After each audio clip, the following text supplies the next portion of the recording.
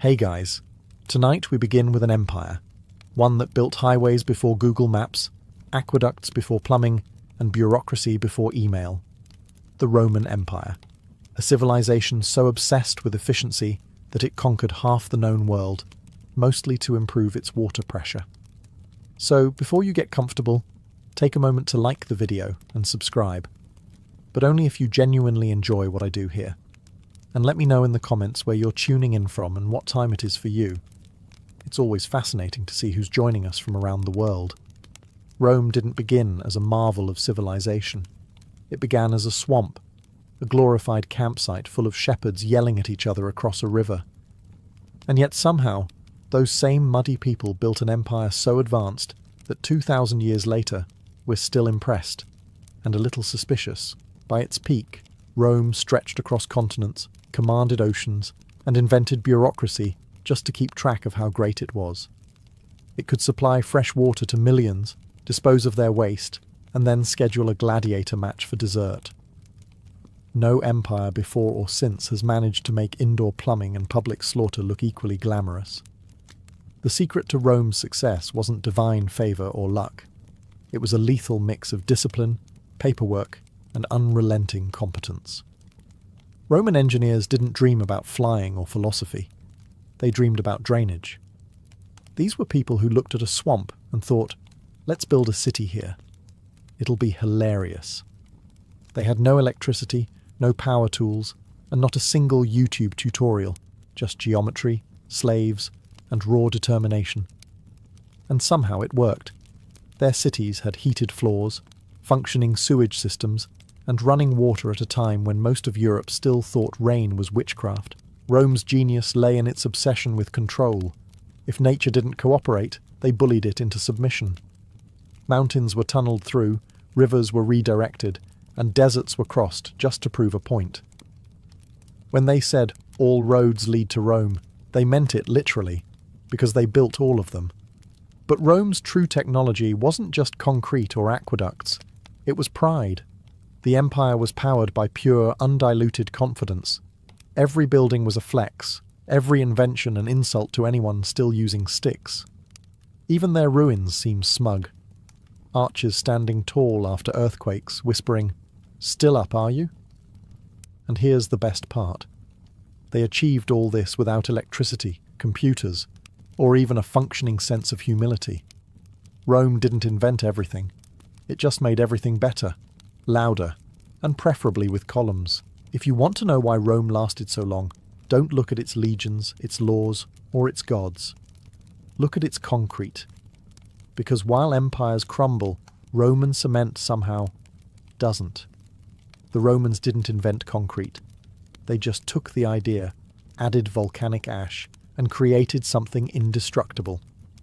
It was called opus caementitium, which roughly translates to, "We figured this out before you did."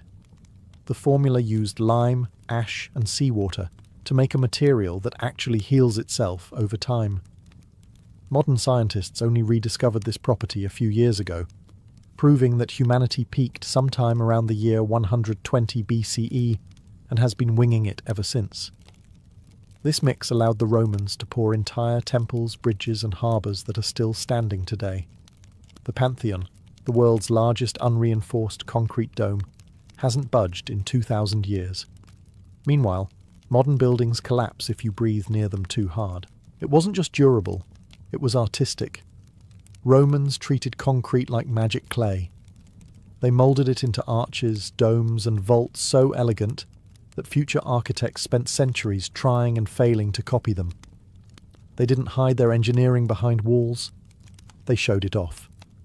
The message was simple. We could crush you, but we'd rather impress you. They used it everywhere. Aqueducts, amphitheatres, baths, even harbours submerged underwater. The Portus Casanus, built with Roman marine concrete, still survives beneath the waves. Modern divers go down to study it, and you can almost hear the ancient engineers laughing. Of course, not everyone was impressed. Greek purists sneered at the rough texture and called it ugly. But the Romans didn't care. They were too busy reshaping the world. Concrete wasn't art.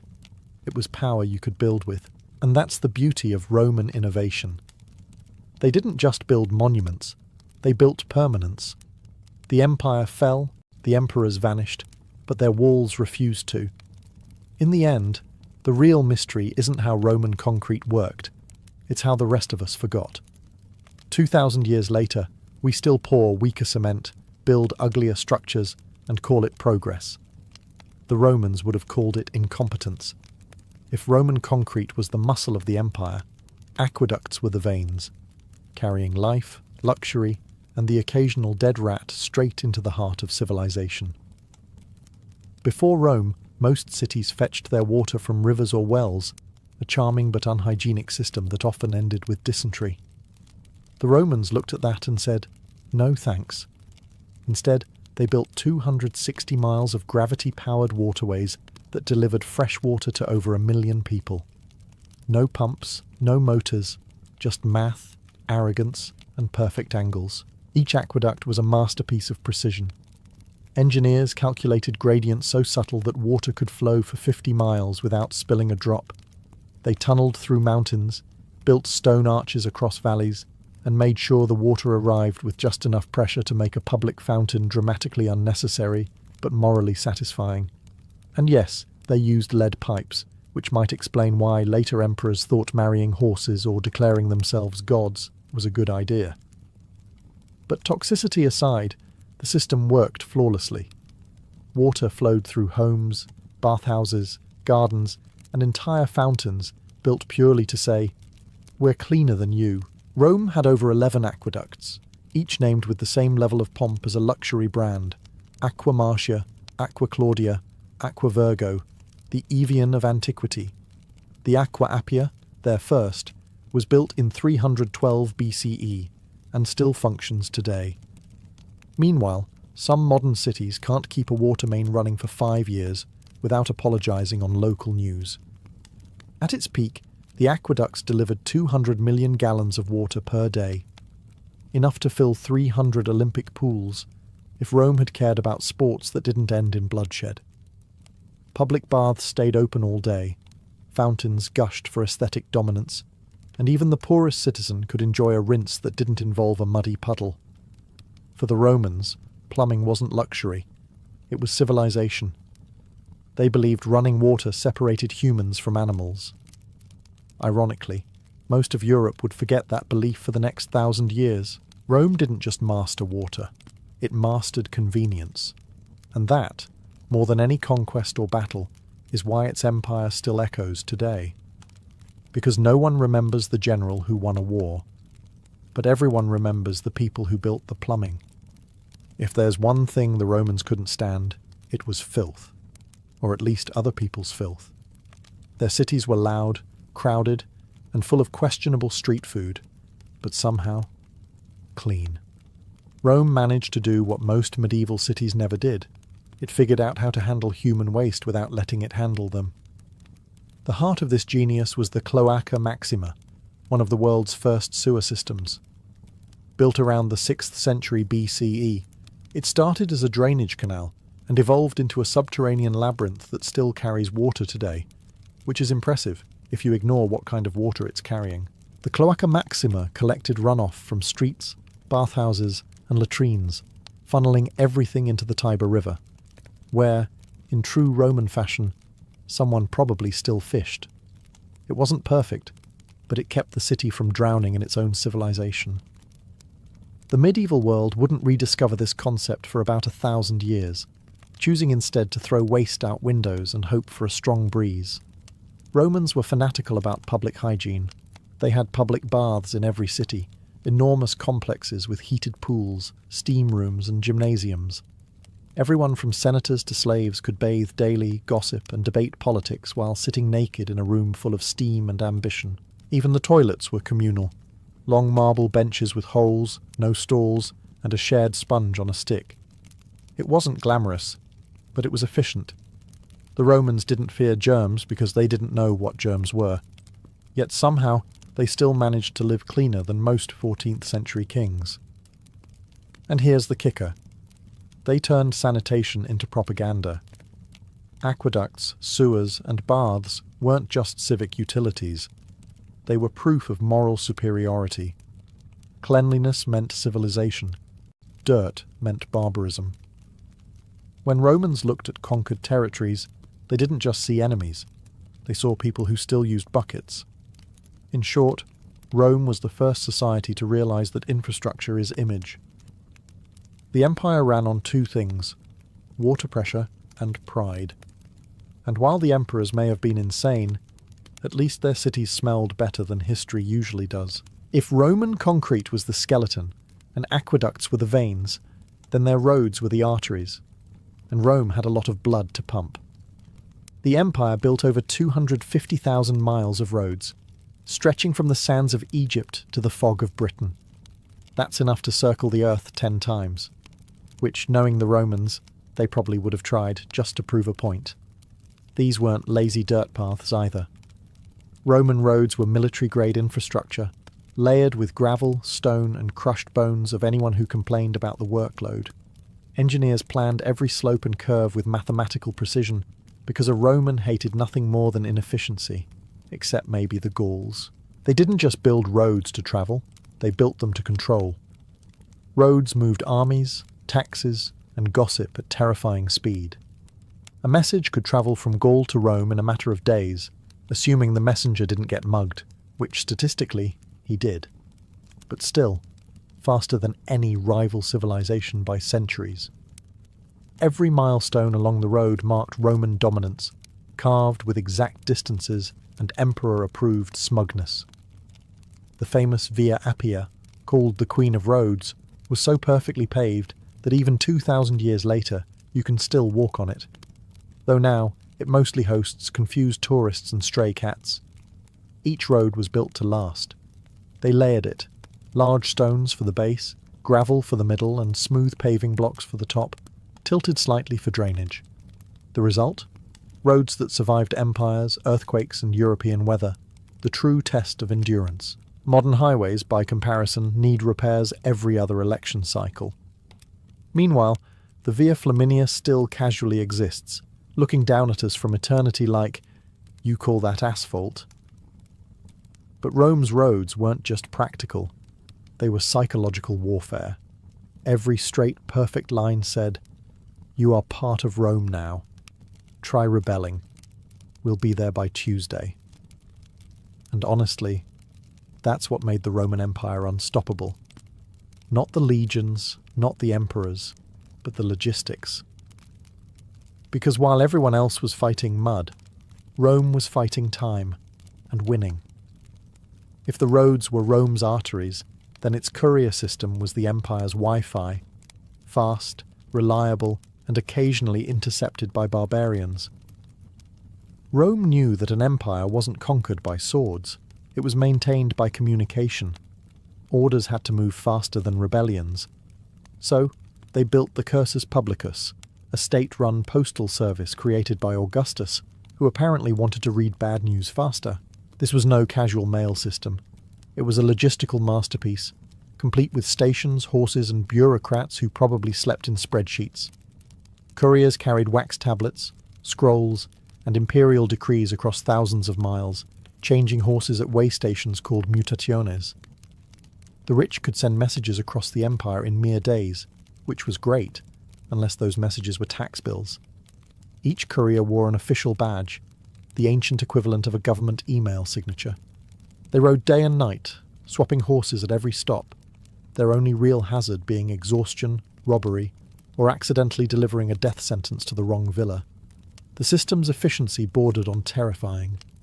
The emperor could send a command from Rome to Egypt in less than a week.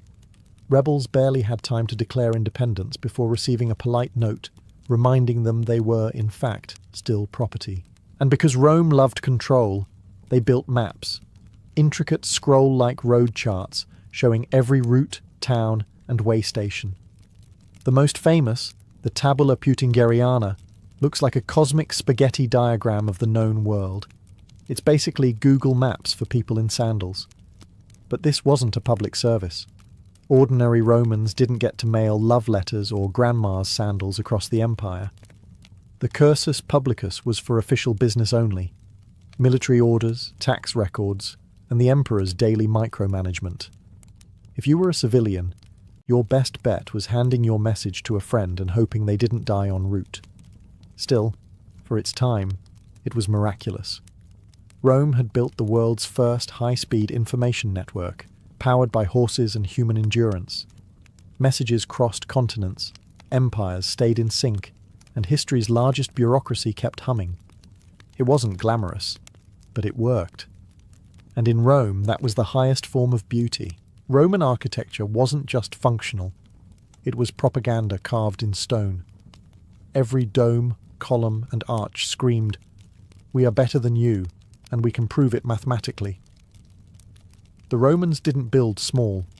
They built monuments, the kind of public works that made conquered nations forget they were conquered, at least until the tax bill arrived. Their buildings weren't just shelters, they were statements. The Colosseum, for example, could seat over 50,000 people, had retractable awnings, elevators powered by slaves, and better crowd control than modern concerts. All this, so people could watch tigers eat accountants. Then there was the Pantheon, which looks like the gods themselves designed it on a good day. Its concrete dome remains the largest unreinforced dome in the world, because apparently rebar was for cowards. The oculus at the top, that perfect circular hole, wasn't just an architectural feature, it was a flex. Light streamed through it like divine approval, illuminating the empire's greatest achievement, its own ego. Roman architects didn't just master symmetry, they weaponized it. They used arches and vaults not only for strength but for beauty. Arches made aqueducts possible, bridges eternal, and temples impervious to time. They didn't decorate their structures with art, they made the structure itself the art. And let's talk about scale. Romans loved making you feel small. Entering a basilica or bathhouse wasn't relaxing, it was humbling. The buildings dwarfed everyone, reminding citizens that Rome was infinite, and they were, statistically speaking, not. Even the floor mosaics were designed to look up at you with quiet judgment. Everything in Roman architecture was perfectly balanced between utility and showmanship. The engineering was flawless, but so was the marketing. Every structure said, "We built this for you, but also to make you feel unworthy." And perhaps that's the genius of it all. The Romans built not just to last, but to outlast, to remind the future that while empires fall, smug architecture doesn't. Today, tourists line up to admire ruins that refuse to die, while somewhere deep in the dust, you can almost hear an ancient architect whisper, "You're welcome." Rome's greatest innovation wasn't the sword, or even concrete. It was geometry with attitude. The arch turned the impossible into architecture. Before Rome, everyone built flat things. Flat walls, flat ceilings, flat roofs that collapsed the moment Zeus sneezed. Then came the Romans, who looked at gravity and said, "No." The Roman arch redistributed weight so perfectly that it let them build aqueducts, bridges, and stadiums that refused to fall down, even when empires did. Every curve, every keystone, every brick whispered a kind of smug mathematical poetry. The arch didn't just hold the structure, it held the empire together. And then there were the vaults, arches in series. When one arch wasn't enough, the Romans cloned it across a ceiling and called it a day. The barrel vault, the groin vault, the cross vault, all elegant names for what was essentially ancient structural flexing. They used them in baths, temples, and basilicas, not because they needed to, but because they could. The Colosseum alone contains 240 arches, stacked in tiers like an engineering wedding cake. Every arch perfectly balanced tension and compression, distributing weight down to the foundations. Modern architects still study it and secretly cry. But Rome didn't stop at physics. It made arches beautiful. You couldn't walk 10 feet in a Roman city without passing one named after a guy who probably didn't deserve it. Triumphal arches were the empire's version of a press release. We won something. Here's a giant reminder. The Arch of Titus, for instance, celebrates the destruction of Jerusalem in glorious stonework. Nothing says, "Please admire our empire," like immortalizing someone else's tragedy in marble. And that's the thing. The Romans didn't just master gravity, they humiliated it. Their architecture wasn't about surviving nature. It was about outsmarting it, in public, with style. 2,000 years later, their arches still stand, unbothered, while glass skyscrapers crack under the first mild earthquake. The Romans may have fallen to politics, plague, and bad leadership, but their geometry? Still undefeated. The Romans didn't just build with water, they worked it. Where other civilizations saw rivers as scenic hazards, Rome saw a power source that never needed lunch breaks. They turned flowing water into labour, and in true Roman style, they did it on an industrial scale. The empire's engineers developed watermills, hydraulic saws, and grain factories that could feed entire cities. At places like the Barbegal mill complex in southern France, 16 massive water wheels worked in perfect harmony, the ancient equivalent of a food processing plant, minus the health code violations. It's often called the world's first industrial site, which is both impressive and slightly depressing if you've ever waited for your toaster to break down. Their ingenuity didn't stop at grain. They built hydraulic-powered stone saws for cutting marble, water lifting devices for irrigation, and mechanical pumps to drain mines. If you think Roman engineer sounds dull, remember, these people were moving entire rivers just to make bread faster. And yes, it was all powered by gravity, the quiet, invisible slave that kept the empire running. No electricity, no fossil fuels, no sustainability initiative. Just pure, ruthless practicality. Water went in one way, power came out the other. Simple, beautiful, and completely terrifying in scale. Their hydraulic mastery even reached into entertainment. The Colosseum had an underground system capable of flooding the arena for mock naval battles. Because apparently, watching real ships sink inside a sports venue was the ancient version of special effects, thousands of gallons of water, in and out on command, all for spectacle. What's remarkable is how much of it still works. The ruins of Barbegal still whisper with the outlines of channels and sluices, like the ghosts of engineers who never clocked out. 2,000 years later, we still can't decide whether the Romans were geniuses or maniacs. But one thing's clear. They built an empire not just on conquest, but on motion. Water flowed, gears turned, cities fed, and history quietly admitted defeat. Rome didn't just control nature, it employed it, and it never even had to give it a day off. The Romans didn't just conquer the world, they wanted to live comfortably while doing it. After all, what's the point of empire if your marble villa feels like a refrigerator? Enter the Hippocaust, Rome's version of central heating, invented 2 millennia before anyone else thought to complain about drafts. The system was simple genius, a furnace beneath the floor, channels that carried hot air through hollow bricks, and flues that vented it through the walls. The result? Heated floors, warm baths, and smug satisfaction. Rich Romans could stroll barefoot in January, while northern barbarians were still defrosting by firelight. Public bathhouses ran on the same principle, but on an industrial scale. The baths of Caracalla, for example, could host thousands of people at once, each enjoying perfectly regulated heat in massive vaulted halls. Beneath it all, hundreds of slaves shoveled wood into roaring furnaces. Efficiency, Roman style, luxury for the few, cardio for the many. Even their plumbing was advanced. Hot, cold, and tepid water flowed through pipes and fountains, making Roman spas the envy of the world, and occasionally a death trap when the lead content got a little too ambitious. Still, no one could argue with the comfort, and they didn't stop at heating. Wealthy Romans even experimented with cooling systems. They stored snow from mountains in insulated pits, then used it to chill wine or air out their dining rooms. In other words, the first form of air conditioning, powered entirely by slaves with bad backs and good endurance. Rome's obsession with comfort bordered on the divine. Every villa, bath, and palace was a temple to convenience. Heat, Water, light, all harnessed for pleasure, all beautifully wasteful.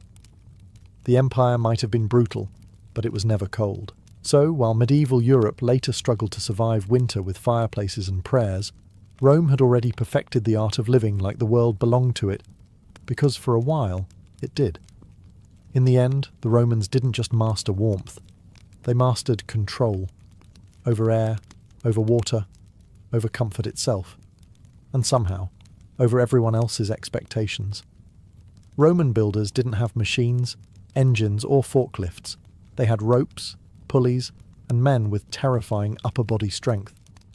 Yet somehow, they managed to hoist multi-ton stones into the sky with a precision that would make modern construction crews cry. Their secret weapon? The treadwheel crane, a massive wooden wheel big enough for two men to walk inside, like human hamsters with a death wish. As they trudged forward, the wheel turned, the rope wound, and the block rose. It was simple physics, powered entirely by sweat, physics, and misplaced confidence. These cranes could lift several tons, and Rome didn't stop there. They stacked pulleys, added gears, and multiplied force until they could raise columns taller than most modern buildings. The Colosseum, the Forum, the Pantheon. None of them would exist without the relentless creak of these machines and the exhausted sighs of the people inside them. And of course, the Romans did it all without safety standards. No helmets, no harnesses, no days without accident posters. If something went wrong, gravity made sure it was final. Yet somehow, the work got done, flawlessly. Roman engineers treated mechanical advantage like divine revelation. They didn't just build cranes, they built systems. Construction sites were symphonies of levers, capstans, hoists, and shouting.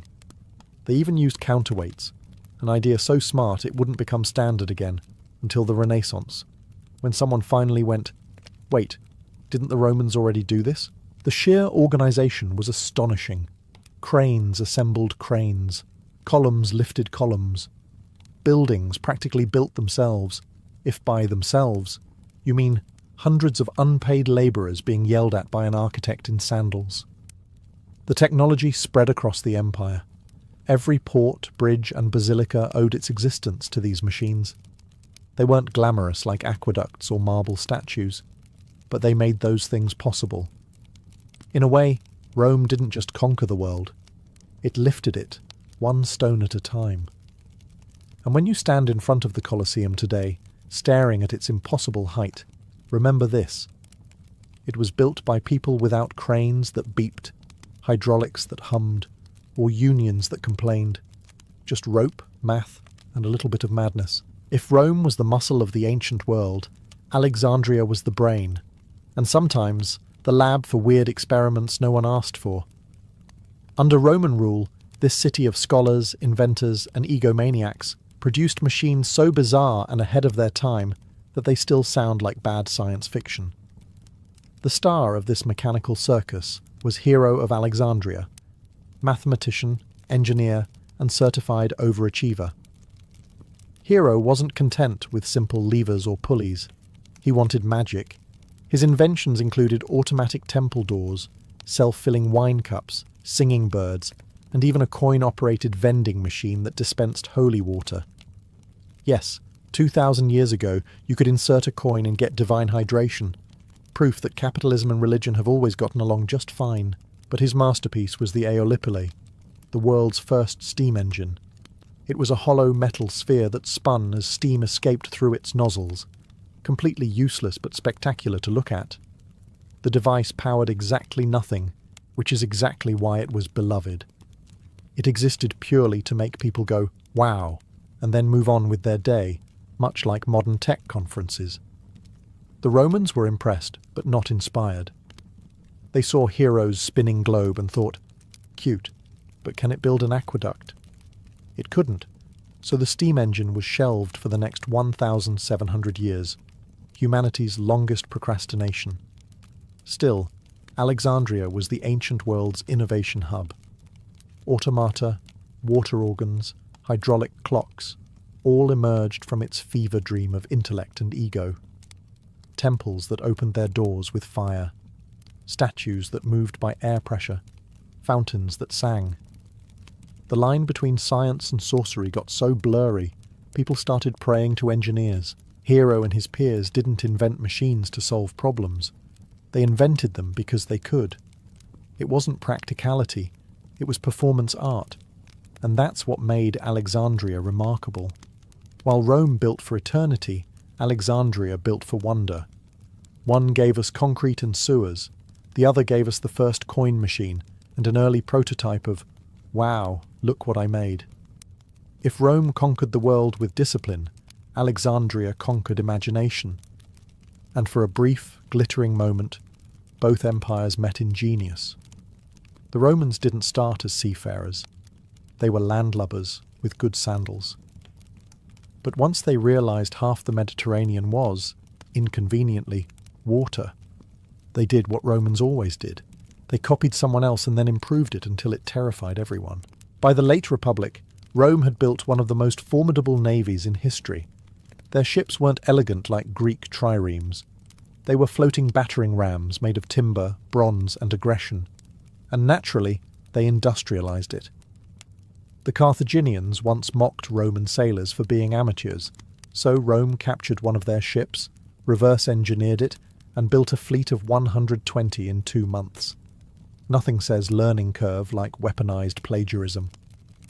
The real innovation was the corvus, a boarding bridge with a massive iron spike at the end.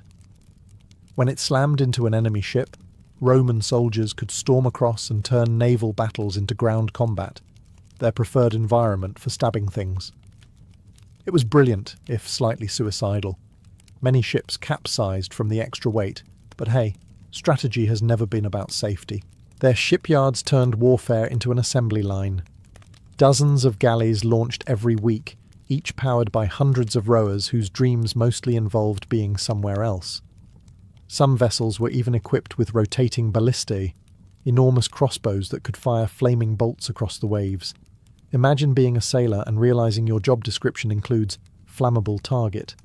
And then came the harbours, concrete structures that cured underwater.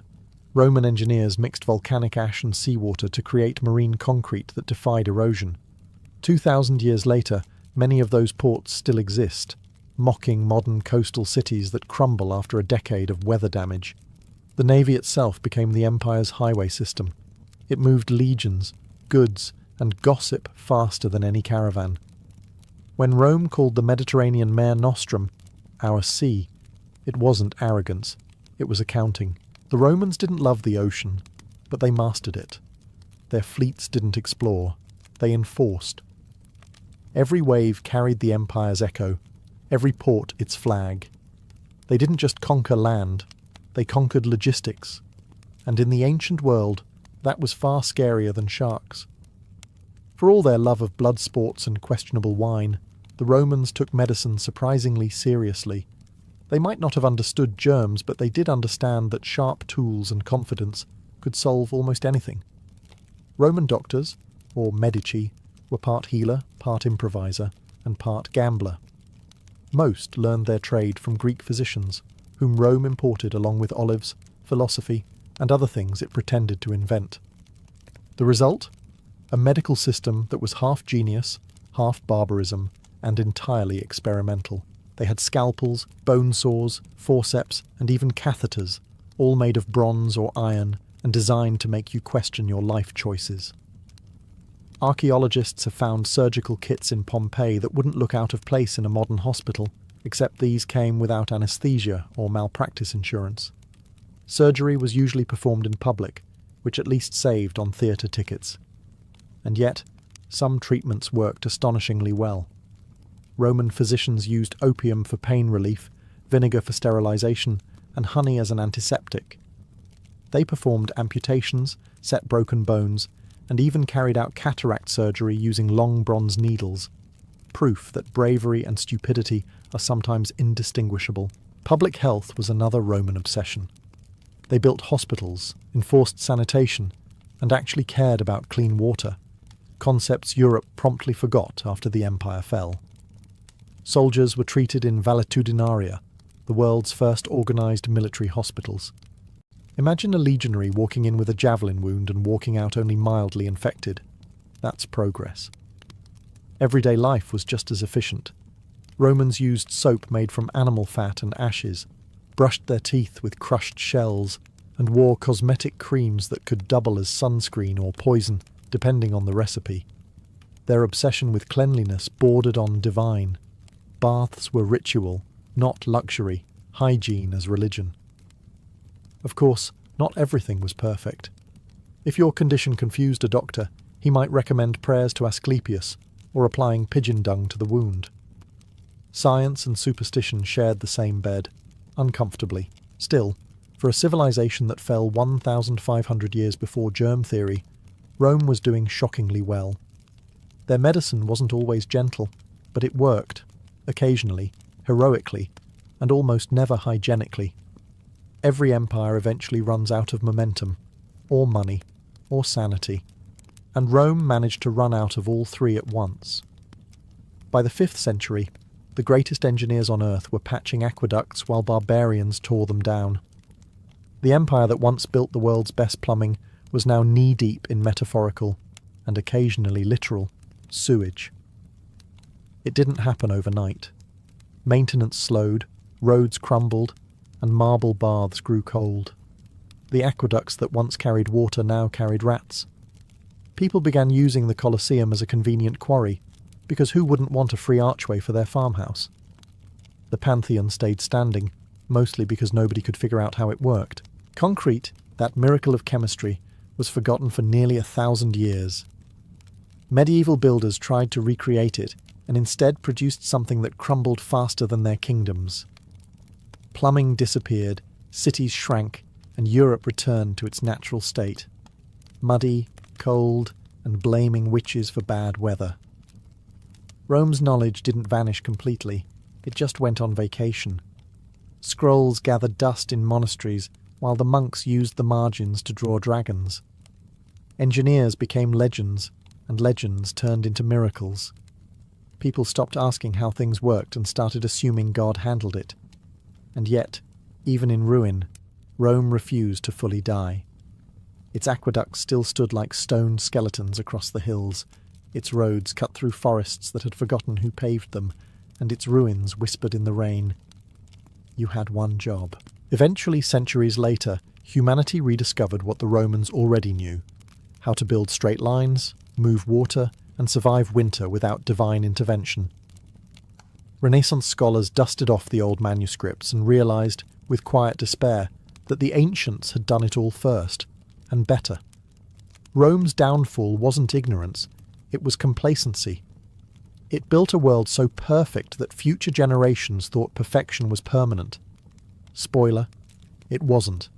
Still, the legacy endures. Every arch, every dome, every bridge that dares to stand for more than a decade owes something to that empire of engineers. Rome fell, yes, but its ideas refused to. Because true genius doesn't crumble. It just takes a 2,000-year coffee break. In the roaring heart of Constantinople, a city that never slept, always schemed and constantly judged, a girl named Theodora first learned what survival meant. Born around the year 500 CE to a bearkeeper at the Hippodrome, her early life was anything but royal. Her father's job involved entertaining the masses with half-tamed beasts, and when he died, the family's fragile security died with him. Her mother, left with 3 daughters and no prospects, did what many desperate Byzantine women had to do. She turned to the theatre. But let's be clear.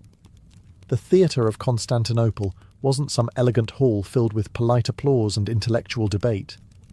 It was the empire's beating underbelly, a mixture of comedy, dance, satire, and seduction. The performers were adored and despised in equal measure.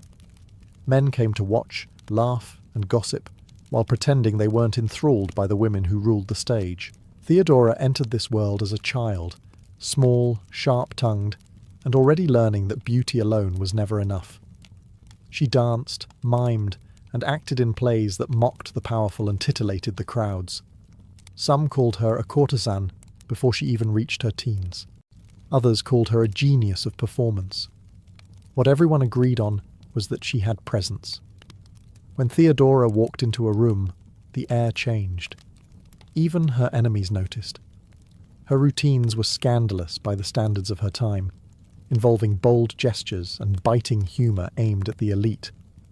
She mocked politicians and priests with the same smirk she used on lovers.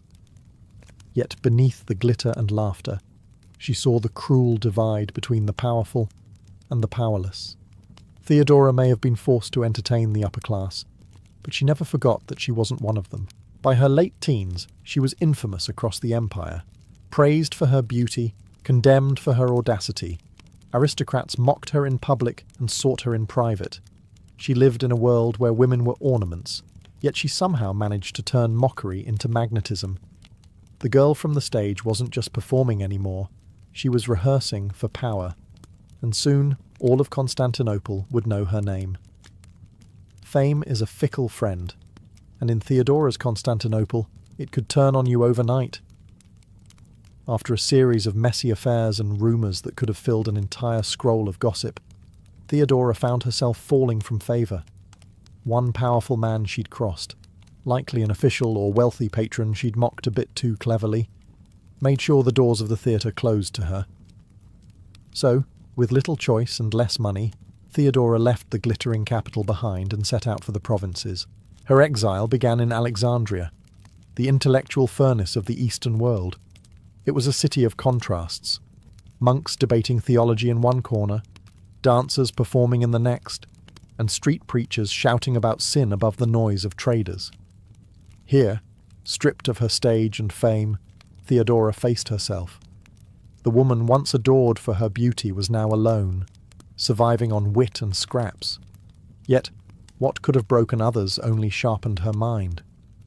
In Alexandria, she encountered a Christian sect known for its severe teachings, possibly the Monophysites, who believed Christ had a single, divine nature. Their message of endurance and humility struck her deeply. Theodora, the scandalous performer, began to reflect on redemption. Not the meek kind whispered in prayer, but a fierce, self-forged rebirth.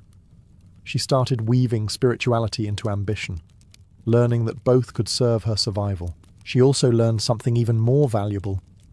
Influence isn't just earned on the stage, it's commanded through conviction. Whether in the theatre or the church, people followed those who spoke with certainty. And Theodora, always a performer, knew how to turn certainty into art. Eventually she left Alexandria behind, travelling through the deserts of North Africa and Syria, accompanying a wealthy official for a time before parting ways. It was a period of trial and transformation. The gossip columns of Constantinople would later claim this was her shameful wandering. They couldn't have been more wrong. This was her metamorphosis, the cocoon from which the empress would emerge. By the time Theodora returned to the empire's heart, she wasn't the same dancer who had once performed for coins and applause. She was something far more dangerous. A woman who had seen the world, learned its hypocrisies, and decided she would never again be at its mercy. When Theodora returned to Constantinople, she carried no gold, no title, and no family name to shield her. Only a quiet fire that unnerved anyone who looked too long. The city hadn't changed much. The same gilded mosaics, the same whispers of sin and sanctity echoing through its marble streets. But she had changed. The once provocative performer was now composed, reflective, and shrewd. She had learned that true power was not in the applause of the crowd, but in the attention of the few who ruled them. And soon, one man in particular would give her that attention: Justinian. At the time, Justinian was not yet emperor. He was the brilliant nephew of Emperor Justin I, ambitious, disciplined, and socially awkward in that charming way powerful men often are before history romanticizes them. He was a man obsessed with order, law, and destiny, but also one with a curious weakness. He admired strong minds as much as beautiful faces. Theodora, somehow, managed to embody both. Legend says Justinian first saw her while she was living modestly in a small house, spinning wool and offering counsel to other women. She was no longer the spectacle of the hippodrome, she was a mystery wrapped in humility. But when she spoke, her words had the precision of a knife. Justinian was captivated not by her beauty, which remained undeniable, but by her intellect. She understood people, politics, and the subtle art of making men think they'd thought of something first. Their connection was immediate but scandalous. Byzantine high society sneered. Marrying an ex-actress was unthinkable. Actresses were legally barred from such unions. Yet Justinian wasn't the kind of man to let laws stand in his way. He rewrote them, quite literally. A special decree lifted the restriction, allowing him to marry Theodora. It was an unprecedented act of defiance, one that shook the moralists of Constantinople to their perfumed cause. When they wed around 525 CE, tongues wagged across the empire. "The emperor's nephew has married a courtesan," they said. But the laughter of the courtiers died quickly. For the first time in history, a woman once jeered from the stage was now walking the marble halls of power, not as a mistress, but as a partner. And the empire had no idea what was coming next. In 527 CE, the empire trembled as Emperor Justin, old and ailing, officially crowned his nephew Justinian as co-emperor. And at his side, dressed not in silk from the stage but in imperial purple, stood Theodora.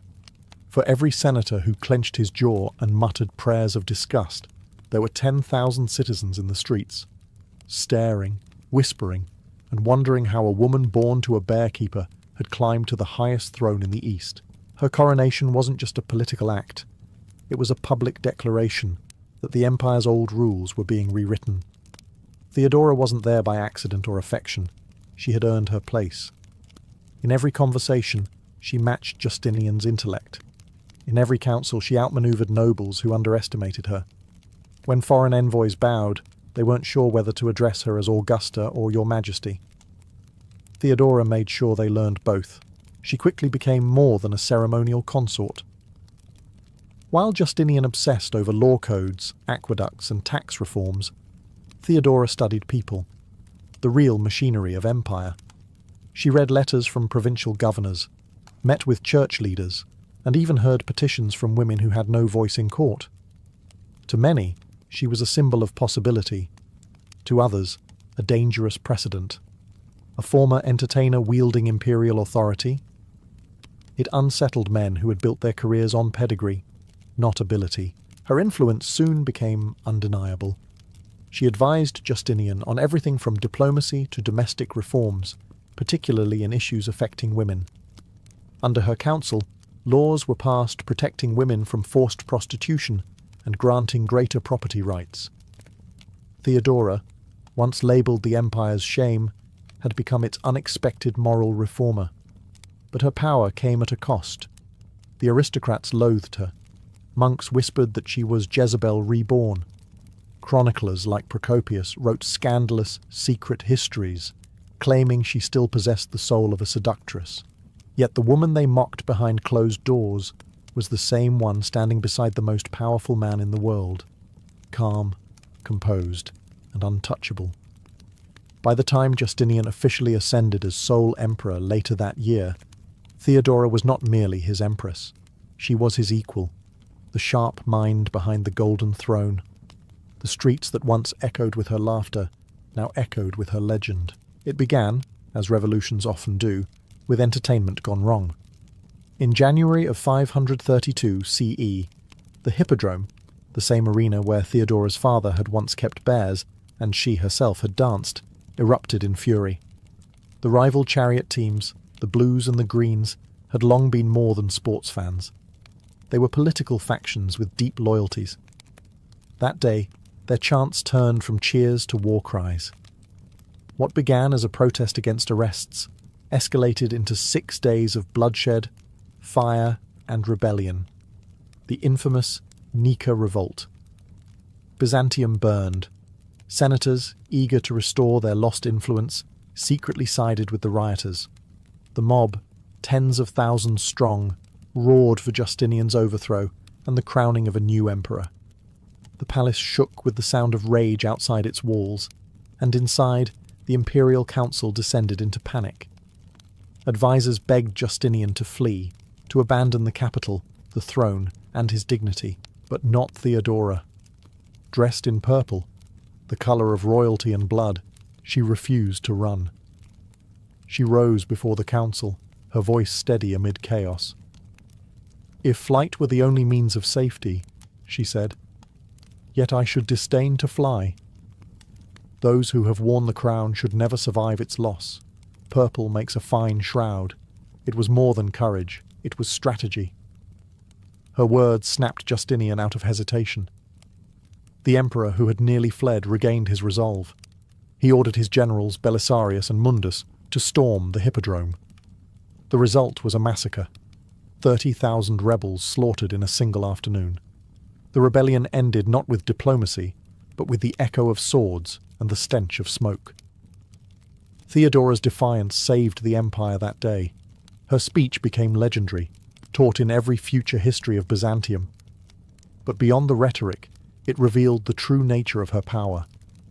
She wasn't just Justinian's emotional anchor. She was the spine of the regime. After the revolt, no one dared question her authority again.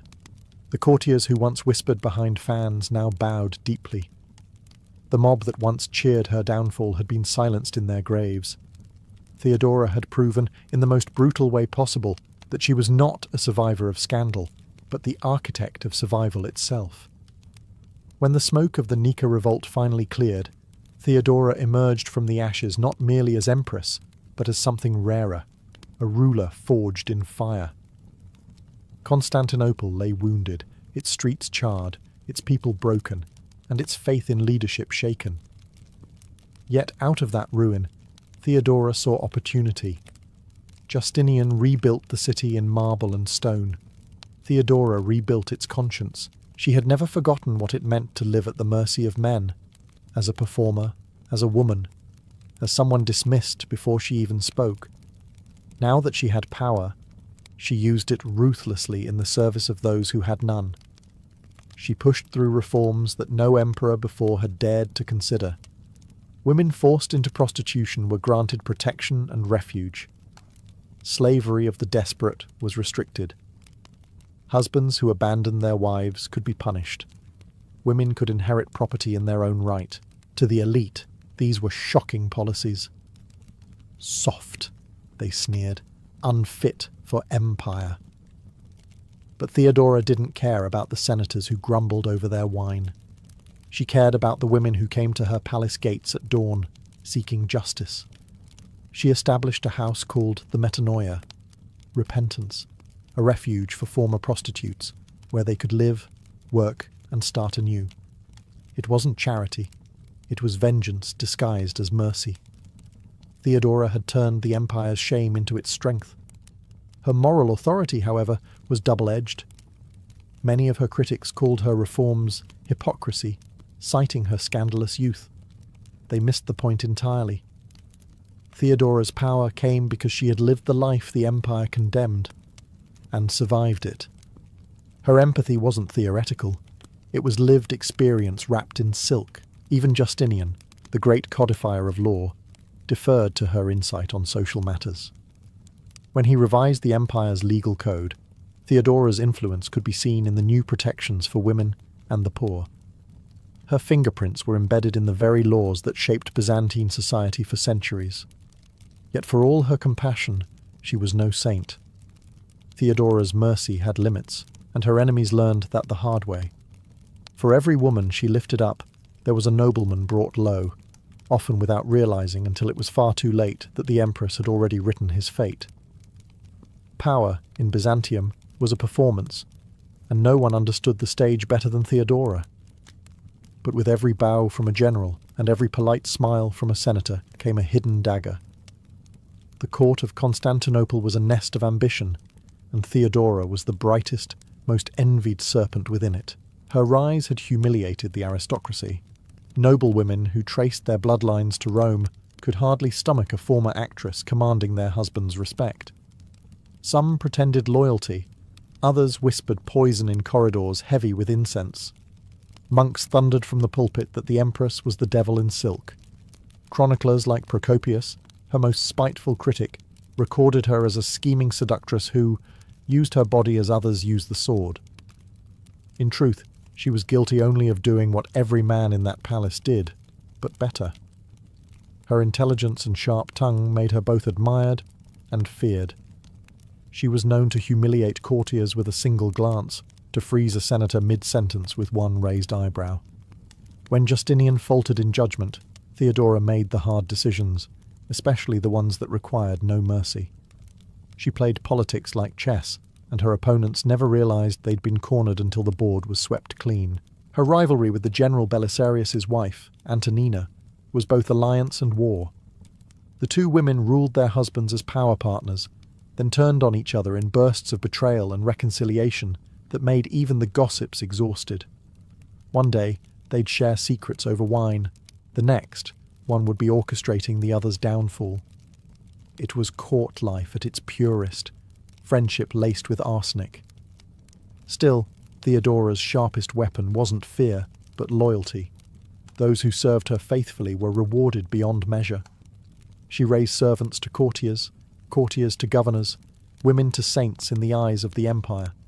She built her own network of spies, informants, and loyal clerks, a silent army that answered to no one but her. Behind the jeweled veil, she was always calculating, always watching. Theodora had learned the first rule of power early. Survival depends not on innocence, but on control.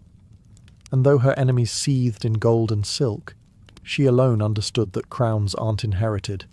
They're defended, one ruthless decision at a time. If politics was Theodora's battlefield, religion was her chessboard.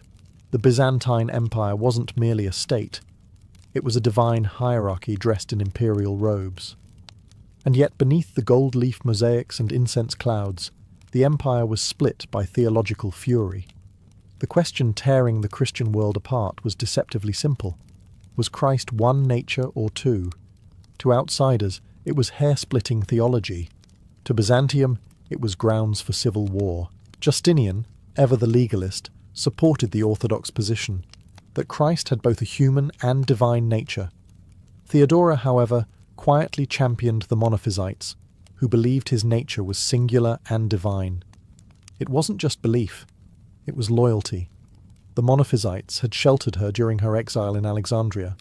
Now she sheltered them in return. While Justinian debated bishops, Theodora played her own game. She transformed parts of the palace into safe havens for persecuted clergy, smuggling exiled monks back into the city and hosting secret councils under the emperor's very nose. In public, she smiled and nodded during orthodox ceremonies. In private, she sent gold and letters to Monophysite leaders hiding in deserts and monasteries. It was hypocrisy to some, diplomacy to others. But to Theodora, it was justice. Her maneuvering wasn't just religious, it was strategic. By backing the marginalized sect, she balanced her husband's authority with her own independent network of allies. While Justinian ruled the empire's laws, Theodora ruled its souls. She understood something her husband never fully grasped. Faith could control the masses far more effectively than decrees ever could. But her actions also deepened the chasm between them. Justinian adored her, yet their faiths became quiet rivals. He believed unity lay in doctrine. She believed unity lay in mercy. And though they ruled side by side, they were often two empires within one, his of marble, hers of conviction. Her defiance left a lasting mark. When the Orthodox chroniclers cursed her name, the Monophysites remembered her as a saint, their secret empress. Even centuries later they whispered her story in remote monasteries, calling her the protector of the true faith. In an age where belief could kill you, Theodora had done the unthinkable. She turned heresy into power and compassion into empire. By the mid-540s, Constantinople had changed, and so had Theodora. The grand reconstruction after the Nika revolt had turned the city into a jewel of the world, crowned by the Hagia Sophia, that vast dome floating like heaven's canopy above the skyline. Yet behind the splendour, plague and exhaustion crept through the empire. Justinian's wars drained its coffers, disease swept through the capital, and the once vibrant empress began to fade. Theodora had been many things: dancer, exile, queen, reformer, but she had never been fragile. Still, by 548 CE, illness began to tighten its grip. Historians suspect cancer, though the truth is buried with her. Even as her body weakened, her will remained ironclad. She continued to hold court from her bed, issuing commands through loyal attendants, scolding ministers, and refusing pity. She had lived too long surrounded by weakness to show any herself. Her final months were marked by an eerie serenity. The woman who once defied riots and theologians alike spent her last days surrounded by the empire she had reshaped. Justinian, broken with grief, visited her daily. To him, she was more than an empress. She had been his shield, his counsellor, and his equal. Without her, even the laws he'd written seemed lifeless. He had once rebuilt Constantinople from ashes, but he could not rebuild Theodora. When she finally died, at the age of about 48, the city fell silent. The same streets that once mocked her name now wept. The woman who had danced barefoot in taverns was laid to rest in imperial robes of purple and gold. Justinian had her buried in the Church of the Holy Apostles, the resting place of emperors, an honour few women had ever earned. But Theodora's death was not an ending. Her legacy endured in every law that protected the poor, in every woman who dared to speak, in every stone of the Hagia Sophia that glittered beneath the sun. She had risen from the filth of the theatre to the glory of the throne, wielding beauty, intellect, and audacity like divine weapons. Centuries later, historians still argue whether she was saint or sinner. The truth, as always, lies somewhere in between, in the story of a woman who refused to be forgotten. Before they became the iron-fisted rulers of the Baltic, the Teutonic Knights were simply a group of German pilgrims with a tent. It was 1190, and the siege of Acre was grinding the Third Crusade into the dust. The stench of blood and disease filled the air. The Holy Land had become a furnace of faith and death. In the chaos, a handful of men from Bremen and Lübeck, German merchants turned crusaders, set up a makeshift hospital beneath white sails stitched from their ships. Their goal was not conquest but compassion, to care for their wounded countrymen who had fallen under the burning sun. That humble act would be the spark that lit a much darker fire. What began as a band of healers soon grew into something far more formidable. War has a way of transforming charity into necessity, and necessity into power. Within a decade, these German brothers, once devoted to tending the sick, took up arms to defend their hospital. Their compassion hardened into discipline, their faith sharpened into zeal. By 1198, the transformation was complete. With the blessing of Pope Innocent III, the Order of Brothers of the German Hospital of St. Mary in Jerusalem was officially declared a military order, a fusion of monk and soldier. They wore white mantles marked with a stark black cross, a symbol of purity wrapped in menace. Their vows were holy: poverty, chastity, obedience. But their purpose had become unmistakably martial. They modelled themselves after the Knights Templar and the Hospitallers, but with one crucial difference. They were German. Their language, their organisation, their rigid hierarchy reflected the cold precision of the Holy Roman Empire.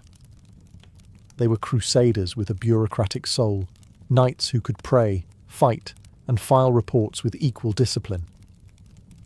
The Order's early years were spent defending Christian pilgrims and fortresses in the Holy Land, but Jerusalem was slipping away. The crusading dream was dying in the desert, and the Teutonic Knights knew it. To survive, they would need a new frontier, a new Holy Land to conquer. Soon their eyes would turn away from the sands of Palestine to the frozen forests of the Baltic. There, amid pagans and snow, their real empire would begin. Discipline was the marrow of the Teutonic Order. To join, one had to abandon not only worldly possessions, but also identity. Upon entry, Knights surrendered their names, families, and any hint of personal ambition. In return, they gained a white cloak marked with a black cross, the unmistakable symbol of God's soldiers from the north.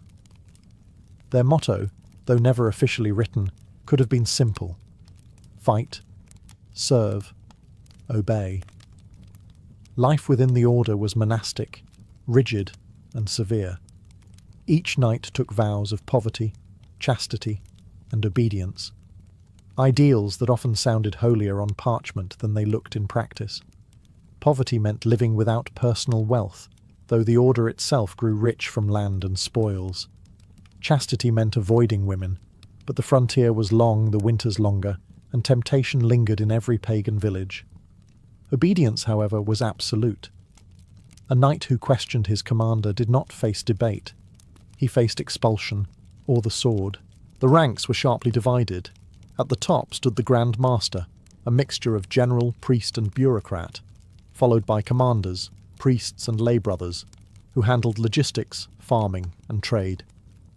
Even among warriors of noble birth, humility was enforced. A baron might scrub dishes next to a peasant-born squire.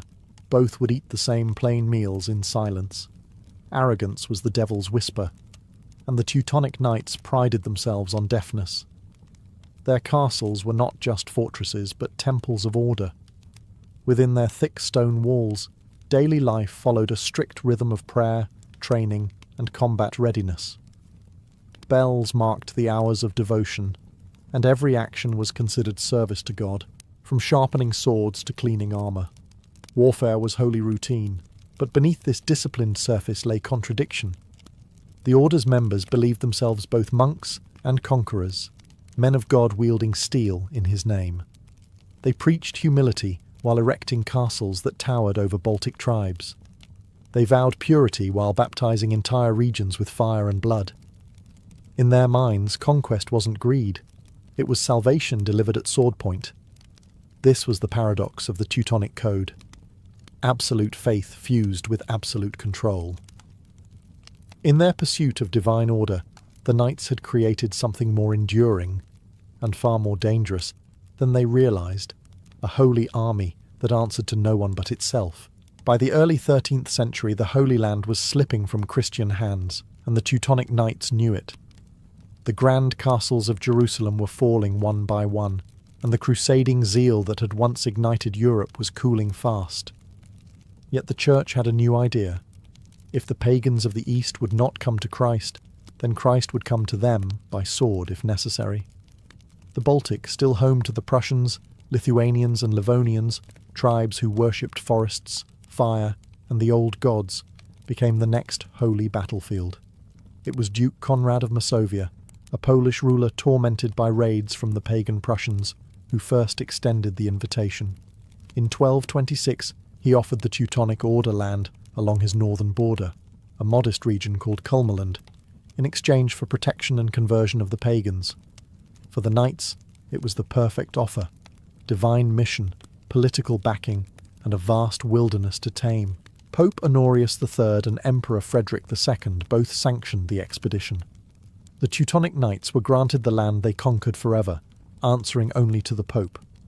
It was a political loophole so cunning it might have made the devil smile. By 1230 the order had arrived, their white cloaks flashing against the dark forests of Prussia. The natives didn't welcome them. They fought fiercely, striking from the trees with ambushes and fire arrows. The Teutonic response was methodical and merciless, the slow grind of discipline against defiance. Villages were razed, idols smashed, temples burned. Pagans who resisted baptism were executed or enslaved. Those who converted often did so with a sword at their neck. But the knights weren't mere brutes. They built fortresses wherever they marched, each one a symbol of permanent conquest. Wooden stockades soon gave way to stone, the most famous being Marienwerder, and later Marienburg, the beating heart of their rising state. Monks turned masons, and crusaders turned landlords. In the frozen wilderness, the Teutonic knights found something the Holy Land never offered: permanence.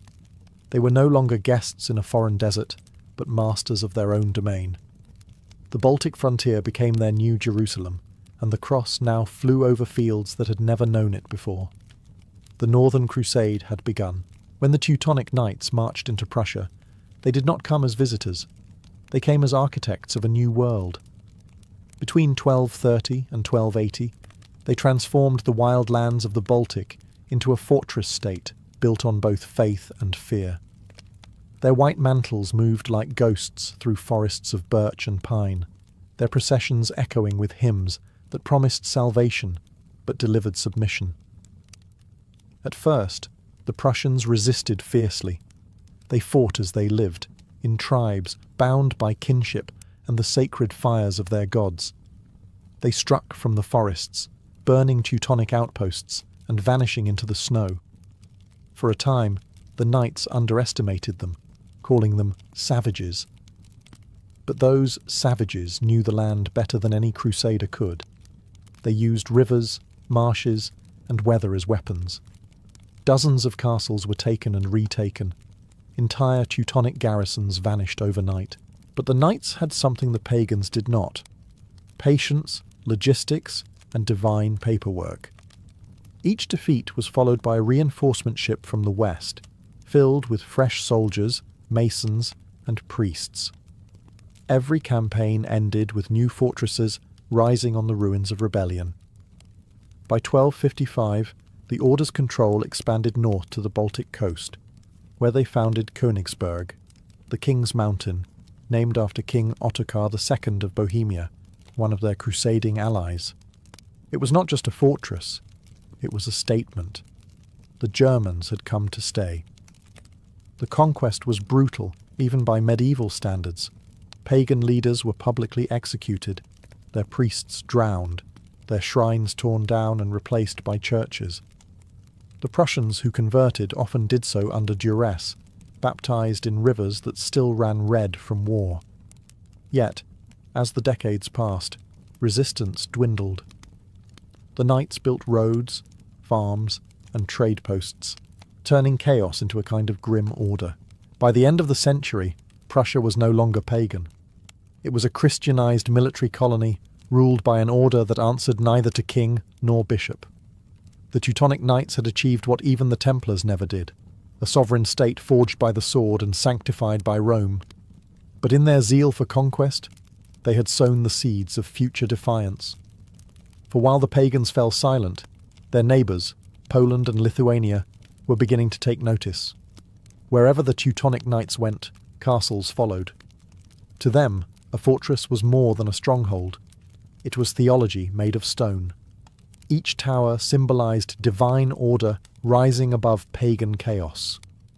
From the banks of the Vistula to the icy shores of the Baltic, the Order's engineers carved a new landscape of authority, faith, and fear. Their castles were masterpieces of German efficiency. Clean lines, red brick, cold symmetry. They built not for beauty, but for permanence. The most famous of them all, Marienburg, the Castle of Mary, stood as the Order's capital, a colossal red brick fortress sprawling over the Nogat River. It was part monastery, part barracks, part bureaucratic hive. Inside its walls, knights prayed in chapels, drilled in courtyards, and held councils in echoing halls, where every sound reminded them of discipline. The construction of these fortresses was relentless. Each campaign ended not just with a battle won, but with a foundation laid. In conquered territories, wooden forts gave way to stone keeps.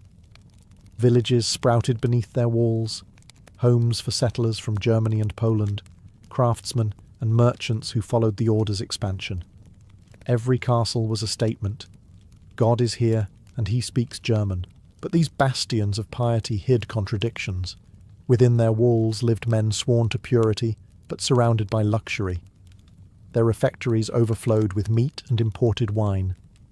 Their treasuries bulged with tribute from converted villages. The knights called themselves monks of war, yet their lives often resembled those of feudal lords. Still, the castles worked, militarily and psychologically.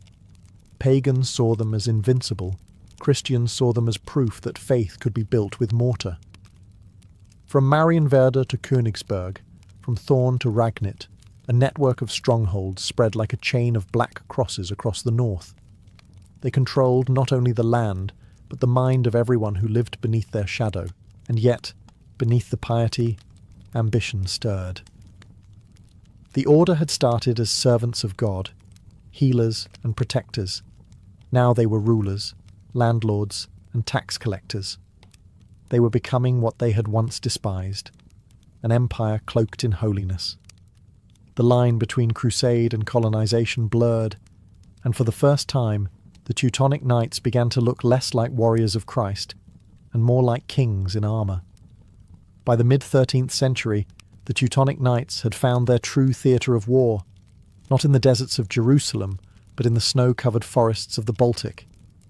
What began as the conquest of Prussia expanded into a full-blown holy war known as the Northern Crusades. With papal approval, the order now marched against every tribe that dared cling to the old gods. Livonians, Samogitians, Curonians. Entire peoples became enemies of Christ overnight. Each campaign followed a grimly predictable rhythm. The knights would announce a crusade, gather volunteers from across Europe, and descend upon pagan lands in waves of armoured piety. Monks blessed their swords, priests promised absolution, and the Black Cross gleamed like a divine seal of permission. Villages that resisted were burned, survivors baptized under the smoke. Conversions came with sermons, and the occasional sword point for emphasis. But not all crusades went as planned. The Lithuanians proved stubborn, fierce, and cunning.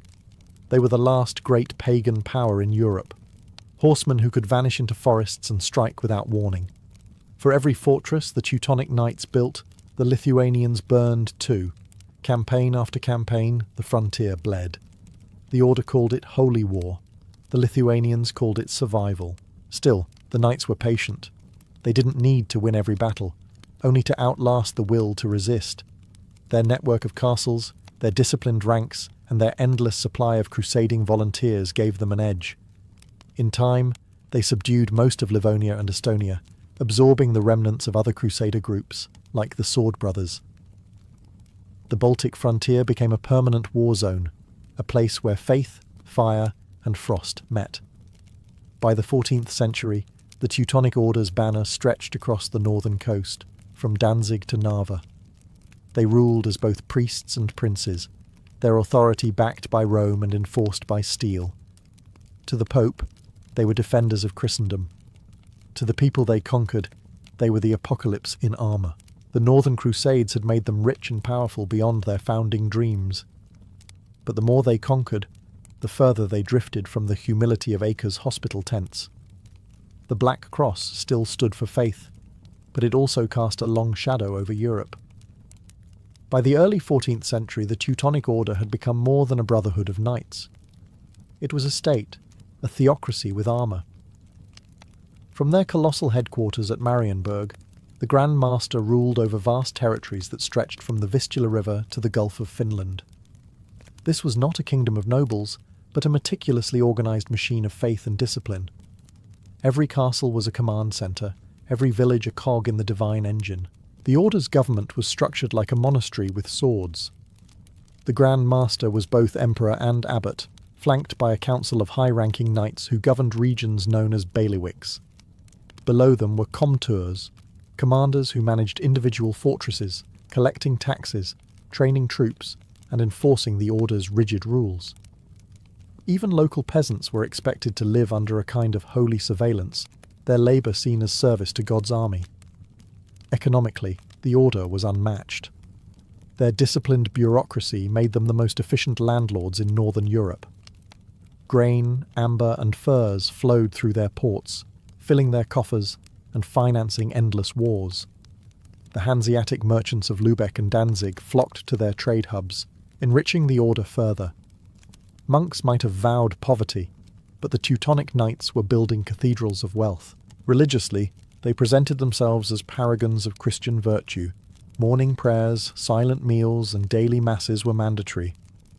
But beneath that polished surface, temptation simmered. Some knights broke their vows, keeping secret mistresses or drinking heavily in their isolated castles. Others grew obsessed with power, using the order's authority to settle personal vendettas. The purity they preached was becoming an illusion polished for papal approval. Politically, the order behaved less like humble crusaders and more like an ambitious empire. They founded new towns, imposed German law, and encouraged settlers to colonize the lands of the conquered tribes. Paganism had been crushed. Now came Germanization. Roads, churches, and markets replaced the sacred groves of old. To outsiders, the Teutonic state looked invincible, a perfect blend of faith and discipline. But to those within, cracks were forming. The knights had conquered the world they wanted. Now they had to rule it. And ruling it required something they had never learned on the battlefield: restraint. Power invites enemies, and by the mid-14th century, the Teutonic Order had more than it could handle. Their brutal expansion into the Baltic had earned them few friends and many grudges. Chief among their rivals were two rising Christian powers, Poland and Lithuania, who, through faith and diplomacy, began to challenge the Order's divine monopoly. Lithuania, once proudly pagan, shocked Christendom in 1386, when its Grand Duke Jogaila converted to Christianity and married Queen Jadwiga of Poland, creating the Polish-Lithuanian Union. It was a masterstroke of politics. Overnight, the Teutonic Knights lost their favourite excuse for war. The Lithuanians were no longer heathens to be baptized by sword. They were Christians, and fellow Europeans expected peace. But peace was the last thing the Teutonic Order wanted. The knights refused to accept the conversion as genuine, calling it false baptism and accusing Jogaila of pretending to be Christian to avoid holy punishment. It was convenient theology, and a good pretext for continued conquest. They launched repeated invasions into Lithuanian territory, claiming divine justification while burning villages and enslaving peasants. For years the borderlands became a battlefield. The knights' shining armour and strict formations clashed with the swift cavalry of the Lithuanians and Poles. Crusading volunteers from Germany, France, and England joined the order for holy adventure, while Lithuanian nobles rallied under the black and red banner of defiance. The tension culminated in one of the most significant medieval battles, Grunwald, or Tannenberg, in 1410. The Teutonic Knights marched under their Grand Master Ulrich von Jungingen, confident of victory.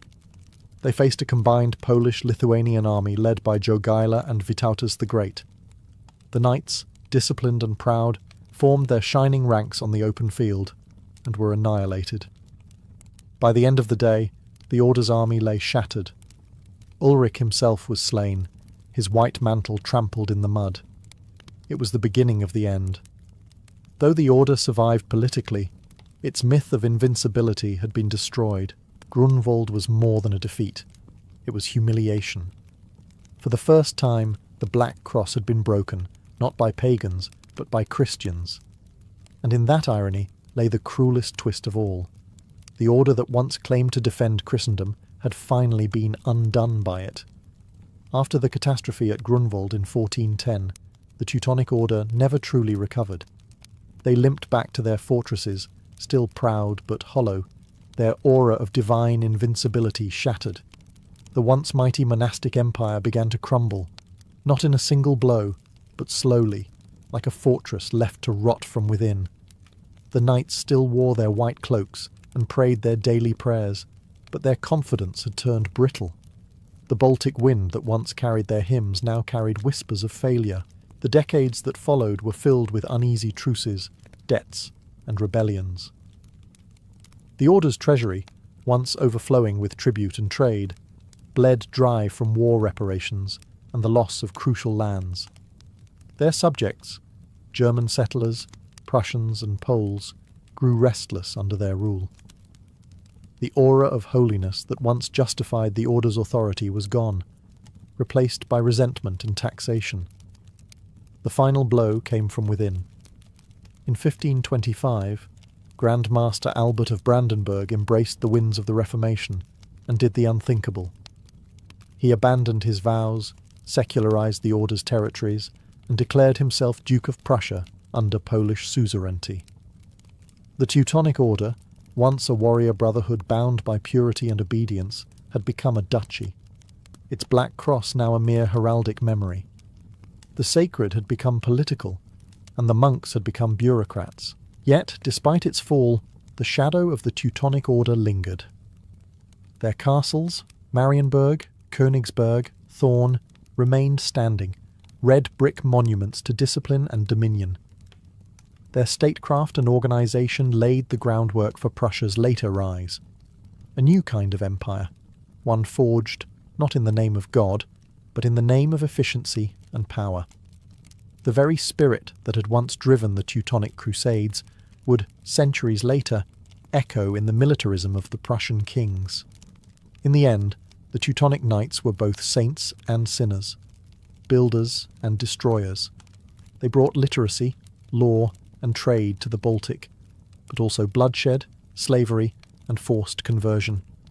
Their black cross became a paradox, a symbol of faith corrupted by ambition. When their last true knights died, the order did not vanish, it simply changed costume. The prayer had ended, but the echo of the crusade still haunted Europe, a reminder that even holy men, given too much power, can become what they once swore to fight. The year was 41 BCE, and the Roman world was bleeding from within. Julius Caesar was dead, the Republic was dying, and three men now ruled what remained: Octavian in Rome, Lepidus in Africa, and Mark Antony in the East. Of the three, Antony was the most brilliant soldier and the most dangerously human. He was impulsive, charming, and reckless, a man who could conquer nations but not his own desires. It was this flaw, or perhaps this gift, that led him straight into the orbit of Cleopatra VII, Queen of Egypt. Their first meeting took place in the city of Tarsus, on the southern coast of modern-day Turkey. Antony had summoned Cleopatra to answer accusations that she had aided his enemies. Most rulers would have arrived humbled, veiled, and afraid, but Cleopatra was not most rulers. She turned a summons into a spectacle. According to legend, she sailed up the Cydnus River in a barge plated with gold, its purple sails billowing under a perfumed breeze. The air shimmered with incense. Cleopatra herself reclined beneath a canopy, dressed as the goddess Aphrodite, while attendants fanned her with peacock feathers. Musicians played, dancers moved in rhythm, and the curious citizens of Tarsus crowded the banks to witness what felt less like a royal audience and more like a myth unfolding in real time. Antony, who had faced armies and triumphed in countless wars, was unprepared. He expected a nervous queen seeking forgiveness. Instead, he found a woman who commanded the stage better than any general commanded an army. Cleopatra knew the power of presentation, that in a world ruled by men, appearance could be its own kind of weapon. When she finally met Antony, she spoke with confidence and wit, blending flattery with challenge. She treated him not as a conqueror, but as an equal, or perhaps as prey. By the time the banquet ended, Antony was captivated. Her intellect matched his ambition. Her charm softened his pride. That evening in Tarsus was no mere diplomatic encounter. It was the opening act of one of history's most intoxicating and destructive romances, a union born not of love alone, but of calculation, desire, and the unstoppable magnetism between power and beauty. Cleopatra had conquered Antony long before she touched his hand. Her weapon wasn't beauty alone, it was spectacle. In Egypt, power was theatre, and Cleopatra was its leading performer. So when she invited Antony to a banquet aboard her gilded barge, she wasn't entertaining him. She was staging a conquest. The night was designed to overwhelm the senses. The decks glowed with lanterns reflecting off the Nile. Musicians played soft flutes in the distance, and servants moved like shadows carrying trays of jewelled cups and silver platters. Antony, dressed in Roman armour still dusty from campaign, found himself in a world where time seemed to melt. Cleopatra reclined beside him in silk-dyed Tyrian purple, a colour so costly it was reserved for gods and emperors. Every gesture, every word was measured. When she laughed, it wasn't just charming, it was strategy. The meal itself was legendary. According to later accounts, Cleopatra hosted 12 banquets, each one more extravagant than the last. At one, she wagered Antony that she could spend 10 million sesterces on a single meal, and won by dissolving one of her priceless pearls in vinegar and drinking it. Whether true or exaggerated, the message was unmistakable. While Rome worshipped discipline, Egypt worshipped magnificence. Cleopatra wasn't just wealthy, she was wealth. For Antony, it was irresistible. Egypt offered everything Rome had taken from him: joy, indulgence, and freedom from the politics that had consumed his life. He was no longer one of 3 rulers of a fractured empire. In Alexandria, he was a king beside a queen, and Cleopatra knew precisely how to make him feel that way. But beneath the glitter and music, this was more than seduction. Both needed something from the other. Cleopatra sought protection. Egypt's independence was always one Roman ambition away from extinction. Antony, meanwhile, needed money and ships for his coming campaign against the Parthians. Each saw in the other not only desire, but opportunity. As the banquet ended, the line between pleasure and politics dissolved completely. Antony was no longer the interrogator, and Cleopatra no longer the accused. They were now partners in ambition, and soon in something far more dangerous. In the candlelight of that Egyptian night, empire and emotion began to blur. By the time Antony followed Cleopatra to Alexandria, their bond had become the most talked-about scandal in the ancient world. What began as an affair of diplomacy had transformed into a partnership of passion and politics, and it was impossible to tell which was the more dangerous. In the marble palaces of Alexandria, Antony found a life Rome could never give him: luxury without limits, love without restraint, and power that felt divine. Cleopatra, however, was not lost in romance. She was calculating, as any ruler surrounded by Roman ambition had to be. She knew Antony's weaknesses: pride, vanity, and a thirst for adoration, and she fed them skillfully. In Egypt, he was not the weary general battling the Senate's whispers. He was Dionysus reborn, god of wine and victory. Cleopatra encouraged the illusion because it served them both. Their court became legendary, a world of silk and intoxication. They founded the inimitable Livers, a private society devoted to pleasure and excess. Every night was a feast of laughter, music, and wine that seemed to never run dry. They would roam the streets of Alexandria in disguise, playing pranks on unsuspecting citizens. The general who had once commanded legions now tossed fish into market stalls with his queen, delighted by the chaos.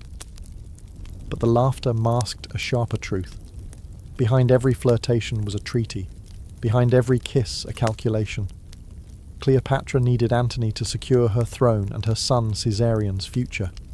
The boy she claimed was Julius Caesar's heir. Antony, in turn, needed Egypt's gold to fund his armies and cement his authority in the east. Together, they became a political machine disguised as a love story. Back in Rome, the Senate seethed. Rumours of Antony's debauchery spread like wildfire. Stories claimed he'd abandoned Roman virtue to live as Cleopatra's puppet, a man bewitched by a foreign queen. The image of him wearing Egyptian robes, drinking from golden cups, and calling himself a god shocked the Romans to their core. Yet in Alexandria none of that mattered. For a fleeting moment they ruled the world as lovers and sovereigns, 2 stars burning too brightly to last. But even stars, no matter how brilliant, eventually collapse under their own gravity. While Antony and Cleopatra revelled in the splendour of Alexandria, Rome was simmering with outrage. The once great general who had stood beside Julius Caesar was now painted as a man enslaved by luxury and lust, the plaything of an Eastern temptress, and no one exploited that image better than Gaius Octavian, Caesar's adopted son and Antony's political rival. Octavian understood propaganda like a modern strategist understands media. He didn't need to defeat Antony on the battlefield. Not yet. He would destroy him in the minds of the Roman people first. Pamphlets, speeches, and whispered rumours turned Antony into the villain of a national drama. He was accused of dressing as an Egyptian, calling himself the new Dionysus, and bowing to Cleopatra as if she were a goddess. To Rome, that wasn't romance. It was treason wrapped in perfume. Meanwhile, Cleopatra and Antony continued to blur the line between passion and politics. Together, they envisioned an empire united under both East and West, a revival of Alexander's dream. Cleopatra sought to restore Egypt's glory. Antony wanted to carve his own dynasty beyond Rome's reach.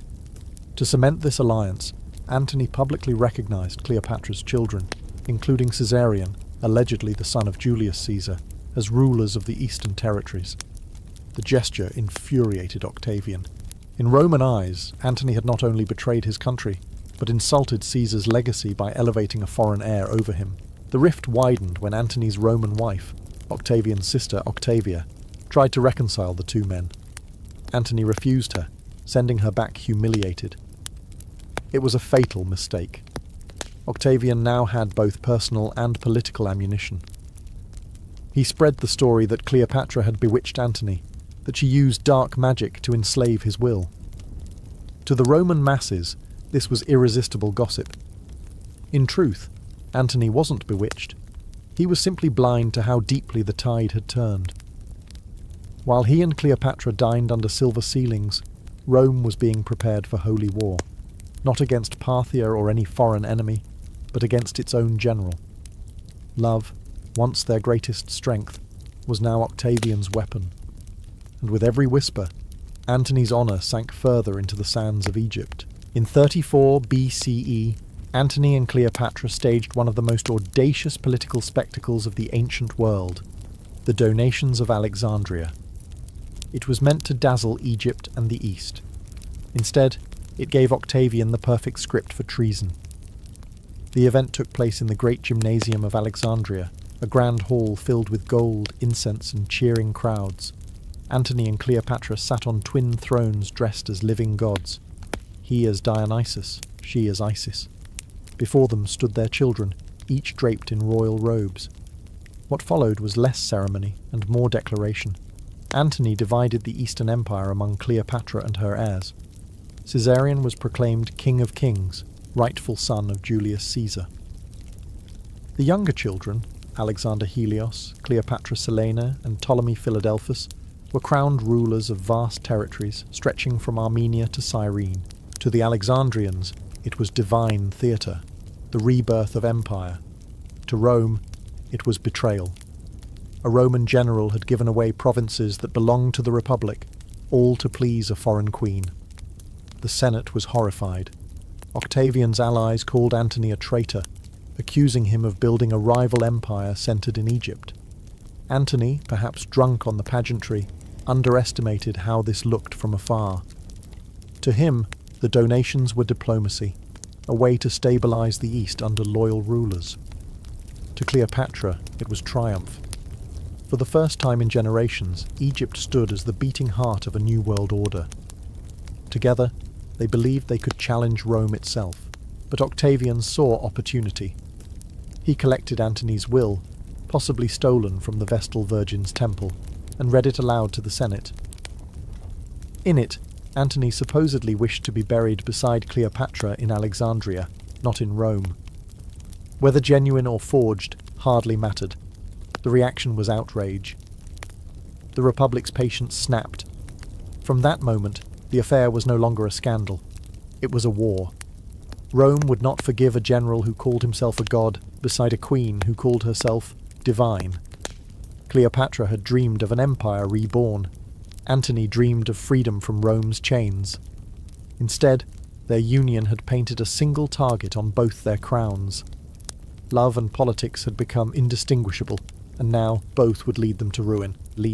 By 32 BCE, Rome was done whispering. The Senate declared war, not on Antony directly, but on Cleopatra. It was a clever move by Octavian. Framing the conflict as a holy crusade against a foreign queen made Antony's Roman supporters look like traitors and allowed Octavian to appear as the defender of Roman virtue. The love story of Antony and Cleopatra had become the justification for empire-wide war. Antony's forces rallied in the east. He commanded vast legions and an impressive fleet, bolstered by Cleopatra's Egyptian navy and endless treasure. Together, they prepared for confrontation on the Aegean coast. In Alexandria, Cleopatra oversaw the arming of ships while priests blessed the war banners.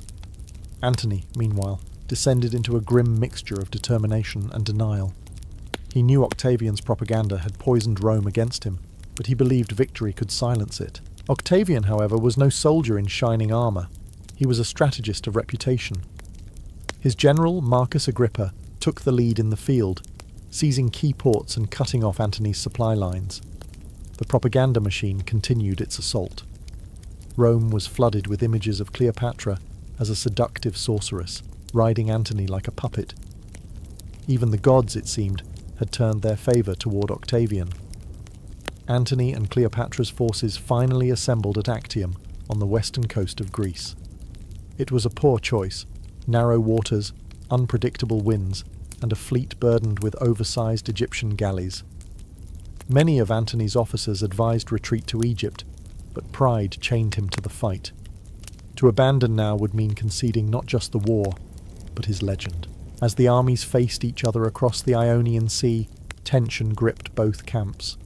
Cleopatra walked among her soldiers, dressed in armour beneath her royal cloak, urging courage. Antony promised victory and revenge, but beneath their speeches, fear rippled. Their armies were vast, but their unity fragile. Mercenaries fought for pay, not loyalty, and supplies were running thin. The final battle was approaching, and neither love nor gold could delay it. The stage was set for a confrontation that would decide not only who ruled Rome, but whether the world would remember Antony and Cleopatra as conquerors, or as the lovers who destroyed themselves. On the morning of September 2nd, 31 BCE, the Ionian Sea shimmered under a pitiless sun. Across the waters near Actium, two worlds stared each other down. On one side stood Octavian's disciplined legions and the brilliant Admiral Agrippa. On the other, the glittering but uneasy alliance of Mark Antony and Cleopatra. Their fleets anchored in a crescent formation, heavy with Egyptian treasure, ambition, and fate. Antony's ships were magnificent but unwieldy, massive galleys armed like floating fortresses. Cleopatra's fleet, lighter and faster, lingered near the rear, her royal standard fluttering over a golden vessel. On land, thousands of soldiers waited for the signal that would decide the future of the Mediterranean. As the battle began, the sea filled with the roar of rams and the thunder of catapults. Smoke swallowed the horizon. Agrippa's smaller, more agile ships darted through the chaos, striking the cumbersome Egyptian vessels and vanishing before they could retaliate. Antony's line began to falter. Confusion spread. The wind turned, sails tangled, orders clashed. Then came the moment that would haunt history. Cleopatra's fleet suddenly broke formation and turned south, retreating toward the open sea. Whether this was a planned maneuver or panic, no one truly knows. Seeing her royal banner vanish into the horizon, Antony made his fatal choice. He abandoned command, boarded a smaller ship, and chased after her. His men watched in disbelief as their commander, the conqueror of Parthia, the hero of Rome, sailed away for love. Without their leader, Antony's fleet collapsed. Agrippa's forces closed in, burning and boarding the remaining ships. The once mighty armada was reduced to smoke and splintered wood. Antony caught up to Cleopatra's fleeing flagship hours later. The two reportedly sat in silence as the sea behind them turned black with fire. In that moment, they both understood what they had done. Not just lost a battle, but surrendered an empire. Back in Rome, Octavian declared victory. He presented the war as divine justice, reason defeating decadence, virtue triumphing over corruption. But in truth, it was something far more human: ambition defeating love. The Battle of Actium was not merely a clash of fleets. It was the end of an age and the beginning of legend. The defeat at Actium was the beginning of the end. Antony and Cleopatra fled across the Mediterranean, not as conquerors, but as fugitives of their own empire. When they returned to Alexandria, The city greeted them not with cheers, but with dread. The once golden couple had become symbols of ruin. Their fleet was gone, their allies had deserted them, and Octavian was marching east with an army that would not stop until Egypt bowed. Cleopatra retreated into her palace, surrounding herself with treasures and loyal guards, as if walls of gold could delay reality. She began preparing her mausoleum, not as a monument to vanity, but as a final refuge. Antony, meanwhile, sank into despair. The soldier, who had once ruled half the known world, now spent his days drinking and brooding among statues of gods that no longer listened. In 30 BCE, Octavian's legions reached Alexandria. His propaganda had done its work. Many of Antony's officers defected before the fighting even began. In a last act of defiance, Antony led his remaining troops in a doomed counterattack near the city gates. Outnumbered and outmaneuvered, his army disintegrated. The war was over before it began. Rumour soon reached Antony that Cleopatra was dead, that she had taken her own life to avoid capture. Shattered, he fell upon his sword. The blade did not kill him immediately. Mortally wounded, he ordered his servants to carry him to her tomb. When the doors opened, Cleopatra was alive, pale, weeping, and furious at the lie that had doomed him. As he bled out in her arms, Antony gasped his final words, urging her to make peace with Octavian. Then, the great general, the man who had conquered empires and lost everything for love, died beside the woman who had undone him. Octavian entered Alexandria days later. Cleopatra received him dressed in her finest regalia, her composure flawless even in defeat. She tried once more to charm Rome's new master, but Octavian was made of colder stone. He wanted her alive, as a trophy for his triumph in Rome. Cleopatra understood the humiliation that awaited her. She would not survive it. As Octavian secured Egypt for Rome, the queen prepared for her final act. The stage was set for one of history's most haunting farewells. Cleopatra had ruled for 21 years, outwitted generals, seduced emperors, and defied the most powerful empire on earth. But now, in the summer of 30 BCE, her empire was gone. Octavian's soldiers patrolled the streets of Alexandria. Her ships lay burned in the harbour, and her lover's body had already been buried with Roman honours. All that remained was her pride, and she guarded that more fiercely than any throne. Octavian, cold and deliberate, wanted her alive. In Rome, her capture would be his ultimate victory, a living symbol of Egypt's fall, paraded through the streets in chains. But Cleopatra understood spectacle better than anyone. She would not let her life end as another man's triumph. If she could not rule as a goddess, she would die as one. Confined to her mausoleum, she began to prepare. She bathed, dined and dressed as though for coronation, not execution. Her servants adorned her in royal gold, braided her hair, and perfumed her hands. In her final hours, she received Octavian's envoys with calm defiance. She assured them she had no intention of harming herself, even as her eyes lingered on a small woven basket that had been brought to her chambers, disguised as a gift of figs. When Octavian's guards returned, they found her lifeless, lying upon a golden couch in her imperial robes. Two of her attendants, Iris and Charmian, were dead beside her. A faint pair of puncture marks showed on Cleopatra's arm. The serpent, the sacred asp of Egypt, had delivered its fatal kiss. News of her death spread like wildfire. Octavian was furious. She had denied him his victory. Yet even he could not help but admire her final performance. Cleopatra had robbed Rome of its spectacle and secured her legacy in one elegant gesture. She was buried beside Antony, just as she had wished, united in death as in defiance. With their deaths, Egypt's independence ended. Octavian became Augustus, Rome's first emperor, and the age of republics gave way to empire. But the legend of Antony and Cleopatra refused to die. For centuries, poets, painters, and playwrights would return to their story. Two lovers who turned politics into passion, and passion into myth. Their empire crumbled, but their names became immortal.